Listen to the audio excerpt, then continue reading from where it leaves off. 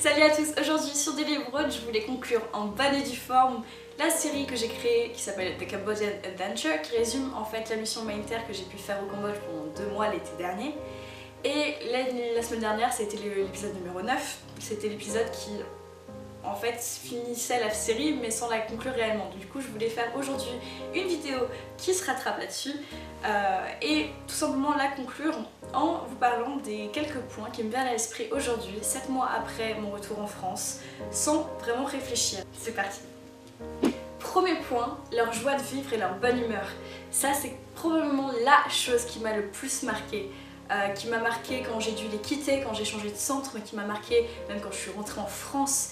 C'est la sincérité qu'ils ont dans leur façon de vivre la vie. Ce sont des gens qui ont gardé aussi cet aspect très enfant, mais très vrai d'être sincère dans tout ce qu'on fait, d'être très spontané et de rire comme si tu avais 5 ans, même quand t'en as 60 ou même quand t'en as 15. C'est-à-dire que j'ai vu des jeunes ou même des très vieux chanter à fond dans la rue. Et très faux mais s'en fichent totalement et au contraire être morts de rire. Leur rire c'est quelque chose qui m'a marqué. Ils ont des rires très francs, ils ont des rires qui sont absolument magnifiques je trouve. On se retrouve entouré de positivité, on se retrouve entouré de vraiment joie de vivre et je trouve ça génial parce que ça casse les clichés. Quand tu fais de la mission humanitaire, c'est que tu t'attends à voir des gens qui sont dans la pauvreté, qui sont tristes. Certes, il y a énormément de pauvreté, mais qu'est-ce qu'on a à apprendre d'eux au niveau de la joie de vivre. Le second point, c'est leur générosité. Ça, on m'avait prévenu, on m'avait dit, tu verras, les Cambodgiens, ils sont très généreux. Mais c'est vrai que ça fait drôle, parce que tu te retrouves avec des gens qui n'ont pas forcément d'arrière-pensée, qui vont être généreux dans tout ce qu'ils vont faire. Si tu as besoin de quelque chose, bah, ça va paraître naturel de t'aider, de t'épauler, sans forcément avoir des arrière-pensées derrière. Et ça, c'est quelque chose qui est extrêmement réfléchissant, mais c'est au-delà de ça, c'est juste tu prends des grandes leçons de vie en fait. Et ça fait un bien fou bah, voilà, de te retrouver juste de te recentrer sur les choses les plus simples qui sont que voilà, t'es être humain à être humain, qu'il n'y ait pas forcément de rapport de supériorité ou quoi que ce soit, c'est juste un partage complet et ça fait super du bien, c'est pas français mais ça fait du bien, voilà. Troisième point, le troisième point que je retiendrai, ça va être leur sens de l'hospitalité. Tu veux aider ne serait-ce qu'à débarrasser la table, ben on va t'engueuler parce que c'est quelque chose qui est considéré comme à ne pas faire quand t'es invité. C'est-à-dire que voilà, ils ont ce sens de l'hospitalité qui est poussé. T'as le statut d'invité, tu touches pas à ça, tu touches pas à la cuisine.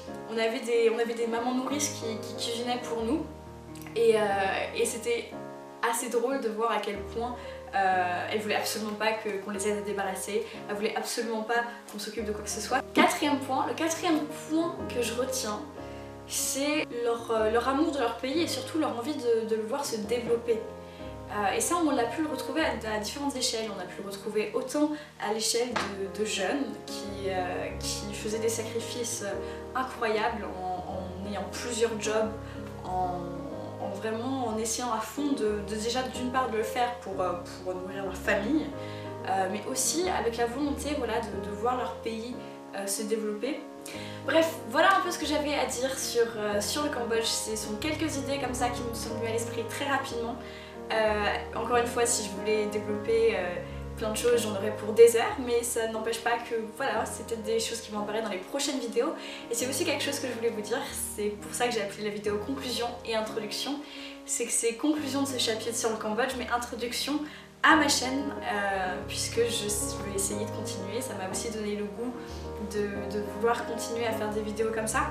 Alors vous allez très vite le remarquer, vous le remarquez peut-être déjà, je suis pas forcément la plus à l'aise devant la caméra, je suis bien mieux derrière la caméra, mais en même temps j'ai envie de partager des choses et j'ai envie de continuer à voilà, pouvoir faire des choses assez intéressantes concernant bah, l'ouverture à l'international, concernant les voyages et concernant bah, je sais pas, des souvenirs tout simplement. Ce sont toutes mes expériences que j'aimerais mettre ici sur ma chaîne. Voilà, si vous avez aimé cette vidéo, n'hésitez pas à mettre des pouces bleus et surtout à commenter. Est-ce que vous êtes déjà allé au Cambodge? Est-ce que vous avez pu faire les mêmes remarques que moi je me suis faites?